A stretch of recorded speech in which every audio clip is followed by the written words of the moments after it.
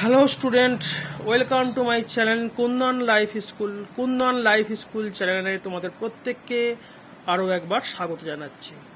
তো আজকের বিষয় স্কিল ডেভেলপমেন্টের ওপরেই এবং কমিউনিকেশন স্কিল। ইতিমধ্যে একটা পূর্ববর্তী ভিডিওতে আমরা আলোচনা করেছিলাম যে কমিউনিকেশন স্কিল কি এবং কমিউনিকেশন স্কিল কেন প্রয়োজন। তো আজকে আলোচনা করব যে কিভাবে কমিউনিকেশন স্কিলের ডেভেলপমেন্ট করা যায়, এবং বলেইছিলাম যে পার্ট 1 পার্ট 2 আকারে এবং প্রয়োজন হলে পার্ট 3 আকারে ভিডিও আসবে। আজকে পার্ট 1 যে কিভাবে আমরা কমিউনিকেশন স্কিল ডেভেলপমেন্ট করব। তো আগের দিনকে যখন আলোচনা করেছিলাম সেখানে আমি কমিউনিকেশন স্কিল কেন প্রয়োজন এই বিষয়ে বলতে গিয়ে আমি একটা ইম্পর্টেন্ট পয়েন্ট মিস করেছিলাম। আসলে আমি যে আমার ভিডিওগুলো বানাই, আমি কোনো রকম এডিটিং করি না, কোনো রকম ম্যানুপুলেট করি না। আমি ন্যাচারালভাবে যেটা আসে সেটাই বলার চেষ্টা করি। কারণ এডিটিং করতে গেলে যে সময়টা লাগবে সেই সময়টা আমি আরও 2টো ভিডিও বা আরও 3টে ভিডিও বানাতে পারবো। কেন, আমার এটা পেশা নয়, এটা একটা নেশা, এটা একটা অভ্যাস, আমার ভালো লাগা, এটা একটা বিষয়। তো নিজের কাজ সামলে অত সময় আমার কাছে নেই যে ভিডিও এডিটিং করব। তো সেই জন্যই ভিডিও এডিটিং করার আমার সময় হয় না। আমি কন্টেন্ট পরিষ্কার রাখার চেষ্টা করি।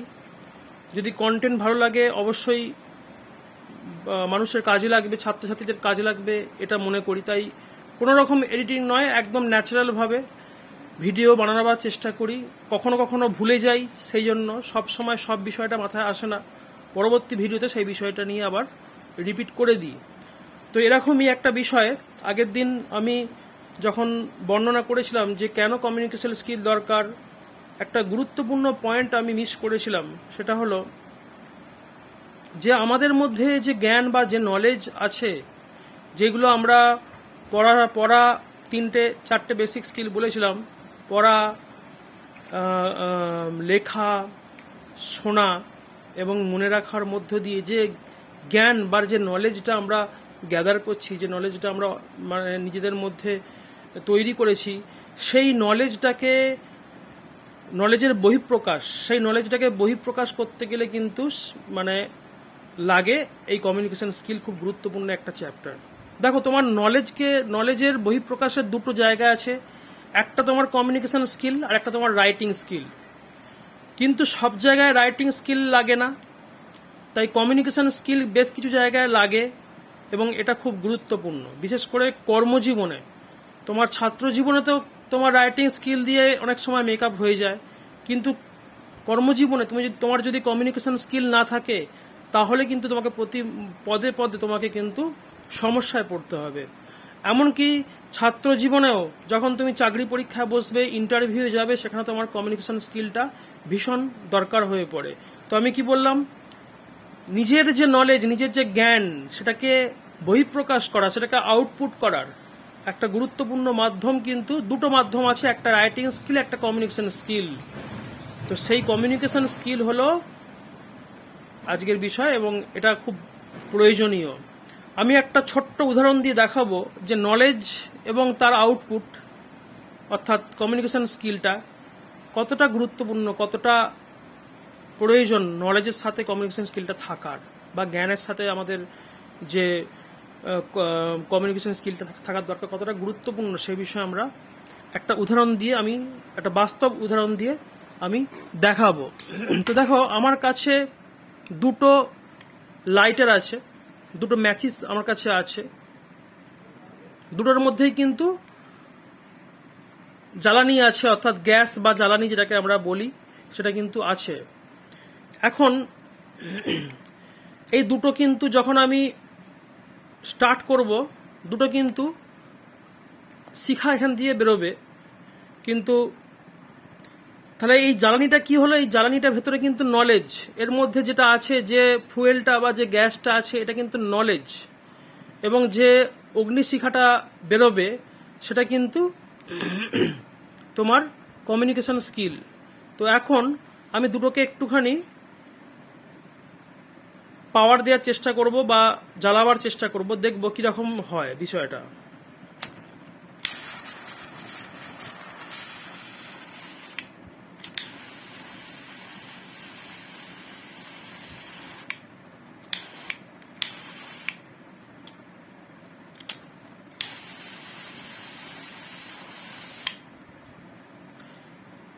দেখো এখানে দুটো লাইটার আছে, আমরা দেখলাম এই লাইটারটা এবং এই লাইটারটা যখন জ্বলছে এটা কিন্তু শিখাটা তুলনায় উজ্জ্বল, পাখার হাওয়া আছে বলে একটু শিখাটা কাঁপছে, কিন্তু এই শিখাটা অনেক বেশি অল্প হালকা, তাই না?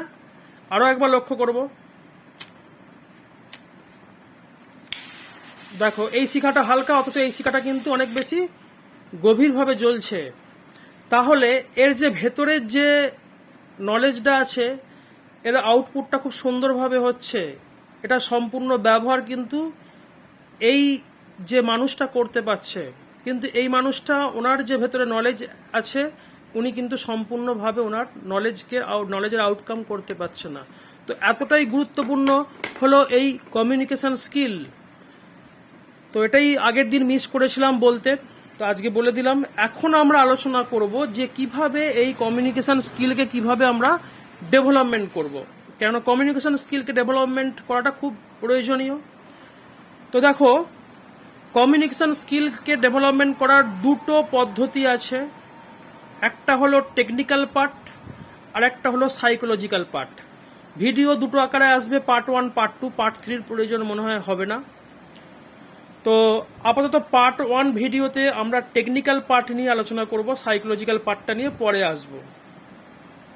তো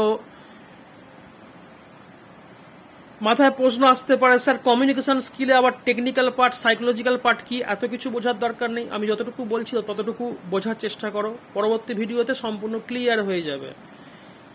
আর এই চ্যানেলে প্রত্যেকটা সাবজেক্ট ওয়াইজ যেমনভাবে সিলেবাস মানে পড়ানো হয় ঠিক সেভাবে আস্তে আস্তে প্রত্যেকটা সাবজেক্ট আস্তে আস্তে যখন যে সাবজেক্ট আসবে খুব সুন্দরভাবে বর্ণনা করা হবে। যদি তোমরা এই ভিডিওগুলো সিরিয়ালি দেখতে থাকো প্রত্যেকটা সাবজেক্ট কিন্তু তোমাদের ক্লিয়ার হয়ে যাবে। তো প্রথমে টেকনিক্যাল পার্ট, কমিউনিকেশন স্কিলকে কিভাবে ডেভেলপমেন্ট করব তার টেকনিক্যাল পার্ট। তো তার 1 নম্বর পয়েন্ট হলো প্রথমে কথা বলা অভ্যাস করতে হবে। কথা বলা অভ্যাস মানে শুধুমাত্র গল্পের কথা বলছি না, আমি কোনো বন্ধুর সাথে গল্প করার কথা বলছি না। কথা বলা অভ্যাস মানে কোনো একটা সাবজেক্ট নিয়ে, কোনো একটা টপিক নিয়ে কথা বলার অভ্যাস করতে হবে, নিজেদের মধ্যে আলোচনা করতে হবে, কোনো বন্ধুর সাথে আলোচনা করতে হবে। যদি মনে হয় কোনো বন্ধুর সাথে আলোচনা করতে প্রথম লজ্জা পাবে, তাহলে যেটা ম্যাক্সিমাম টিচার্স বলে থাকেন আয়নার সামনে দাঁড়িয়ে, এটা ভীষণ একটা গুরুত্বপূর্ণ বিষয়। আয়নার সামনে দাঁড়িয়ে কথা বলা অভ্যাস করতে হবে। এই আয়নার সামনে দাঁড়িয়ে কথা বলার সময় সাইকোলজিক্যাল পার্টটা আসবে, খুব গুরুত্বপূর্ণ, ওখানেও আয়নার সামনে দাঁড়িয়ে কথা বলার কথা বলবো আমি। বাট এখন শুধুমাত্র আয়নার সামনে দাঁড়িয়ে কথা বলা অভ্যাস করো এবং কোনো একটা বিষয় নিয়ে বলা অভ্যাস করো, এটা 1 নম্বর পয়েন্ট। অর্থাৎ যে কোনো বিষয় নিয়ে কথা বলতে হবে। 2 নম্বর পয়েন্ট কি, যে বিষয়টা নিয়ে কথা বলতে চাইছো, ধরো মানে কোনো একটা বিষয়, যে কোনো বিষয় হতে পারে, আজকে ট্রেন্ডিং বিষয় নিয়েই হোক যে বর্তমান পশ্চিমবঙ্গে দীর্ঘ 15 বছর পর সরকারের পরিবর্তন হয়েছে, এই যে বিষয়টা, এই বিষয়টা নিয়ে তুমি তোমার মতন করে তুমি একটা কিছু ভাবলে সেটা বলা প্র্যাকটিস করো। মনে করো তোমার সামনে 100 জন 200 জন 500 জন মানুষ বসে আছেন, ওনার সামনে তুমি স্পিচ দিচ্ছ সেটা সেই বিষয়টা নিয়ে, তো সেখানে তুমি বলা অভ্যাস করলে আয়নার সামনে দাঁড়িয়ে। তোমার মতন কেউ বা তোমার সাথে ভালো মিল আছে, মতের মিল আছে, আত্মিক সম্পর্ক আছে, এরকম কোনো বন্ধুর সাথে একসাথে বসে তাকে বলো যে আমাদের দুজনেরই কমিউনিকেশন স্কিলটা খুব গুরুত্বপূর্ণ, আমরা কমিউনিকেশনের স্কিল বাড়ানোর জন্য নিজের একটু আলাপচারিতা করব। তো প্রথমে তুমি বলো, সে শুনবে, তারপর সে বলবে, তুমি শুনবে, এভাবেও প্র্যাকটিস করতে পারো। অর্থাৎ কথা বলার যে অভ্যাস সেটা যদি দীর্ঘদিন তুমি করতে থাকো, আস্তে আস্তে তোমার কমিউনিকেশন স্কিল বাড়বে। তৃতীয়, যে কোনো বিষয়ে যখন তোমরা দেখবে, যখন তোমরা কোনো একটা বিষয়ে মানে ঘটনা, কোনো একটা বিষয়, কোনো একটা ঘটনা সেই বিষয়টাকে নিয়ে আগে ভালো করে ভাববে, ভালো করে আগে এক্সারসাইজ করবে নিজের মেমোরিতে।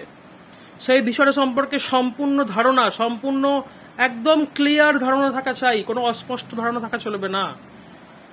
তাহলে প্রশ্ন আসবে, স্যার অস্পষ্ট ধারণা থাকলে কি বলতে পারবে না? বলতে পারবে, কিন্তু তাতে কমিউনিকেশন স্কিল ডেভেলপমেন্ট হবে না। অর্থাৎ যে বিষয়টা নিয়ে তুমি বলতে চাইছো সেই বিষয়টা নিয়ে শুধু পড়াশোনা করলেই হবে না, তার সম্পর্কে স্বচ্ছ ধারণা থাকা চাই, এবং সেটা তবেই তুমি সেটা সম্পর্কে আউটকাম ঠিকঠাক বলতে পারবে। এবং সেই বিষয়টাকে নিয়ে আগে যেটা বলছিলাম, মেমোরিতে ভালো করে তার অভ্যাস করো, সেটাকে নিয়ে ভাবো, একটু রেওয়াজ করো। এবং এটাও মনে রাখতে হবে যে কোনো কিছু বলা মানে, কমিউনিকেশন স্কিলের মধ্যে কোনো কিছু বলা মানে এটা নয় কিন্তু মুখস্থ করা। মুখস্থ বিদ্যা আর স্বাভাবিকভাবে বলা দুটোর মধ্যে কিন্তু অনেক তফাৎ আছে। মুখস্থ বিদ্যার মধ্য দিয়ে কিন্তু কমিউনিকেশন স্কিলকে ডেভেলপমেন্ট করা যায় না, সেটা হলেও যান্ত্রিক মনে হয়। তোমাকে কোনো বিষয়টাকে, সেই কোনো একটা বিষয়কে যেটা তুমি বলতে চাইছো যদি মনে রাখতে অসুবিধা হয়, বারবার প্র্যাকটিস করে মুখস্থর মতো করতে হবে, কিন্তু ওর মধ্যেও কিছু নিজস্বতা আনতে হবে, কিছু নিজস্ব শব্দগুচ্ছ, কিছু নিজস্ব শব্দবন্ধ মানে প্রয়োগ করতে হবে। তবেই তোমার কমিউনিকেশন স্কিল আস্তে আস্তে বাড়বে। এবং এটাই আজকের বিষয় আলোচনা। এটা সম্পূর্ণ সাইকোলজিক্যাল নয়, এটা টেকনিক্যাল ব্যাপার, টেকনিক্যাল বিষয়, এবং সাইকোলজিক্যাল বিষয় এরপরে আছে, সেটা নিয়ে আমরা পরে আসব। তো শেষ করার আগে আরও একবার বিষয়টা রিপিট করে দিই। কি বললাম? যে প্রতিনিয়ত, প্রতিদিন তোমাকে কথা বলা অভ্যাস করতে হবে, এবং সেখানে গল্প নয়, আড্ডার যে মধ্যে দিয়ে কথা হয় সে কথা নয়, কোনো একটা সাবজেক্ট নির্বাচন করতে হবে, সেই সাবজেক্টের ওপরে কথা বলা অভ্যাস করতে হবে, আয়নার সামনে দাঁড়িয়ে কিংবা বন্ধুদের সামনে দাঁড়িয়ে। যে সাবজেক্টে কথা বলতে চাইছো সেই সাবজেক্টটা সম্পর্কে তোমার সুস্পষ্ট ধারণা থাকা চাই, ক্লিয়ার ধারণা থাকা চাই, এবং সেই সাবজেক্টটা নিয়ে আগে তোমার মাথায়, তোমার মস্তিষ্কে, তোমার মনে একটু রেওয়াজ করে নিতে হবে। সেই সাথে সাথে তুমি সেখান থেকে কি তোমার নতুন কিছু তুমি শিখছো, তোমার নিজস্বতা সেখানে প্রয়োগ করতে হবে। তুমি কিছু একটা ভাবছো, সেই ভাবনাটা সেখানের মধ্যে প্রয়োগ করতে হবে। কমিউনিকেশন স্কিল মানে শুধুমাত্র বললাম মুখস্থ করা নয়, মুখস্থ বিদ্যার বাইরে একটা সাধারণ বিদ্যা এখানে প্রবেশ করাতে হবে বা প্রয়োগ করতে হবে। তো এটুকুই ছিল। সকলে ভালো থেকো। পরবর্তী ভিডিও খুব তাড়াতাড়ি আসবে। আর আপাতত আমার ভিডিওগুলো কোনো রকম থাম্বনেলিং দেব না, কেন খুব সত্যি কথাই বললাম যে এই থাম্বনেলিং দেওয়া, ভিডিও এডিটিং করার সময় বা সত্যি আমার কাছে নেই। যতটুকু ভিডিও করতে পারি টাইমলাইন দিয়ে, অর্থাৎ টাইটেল দিয়ে, যাতে সকলে বুঝতে পারে এটুকু করে ভিডিওগুলো আপলোড করছি। যদি ভালো লাগে অবশ্যই সাবস্ক্রাইব করবে। এটুকুই। ভালো থেকো।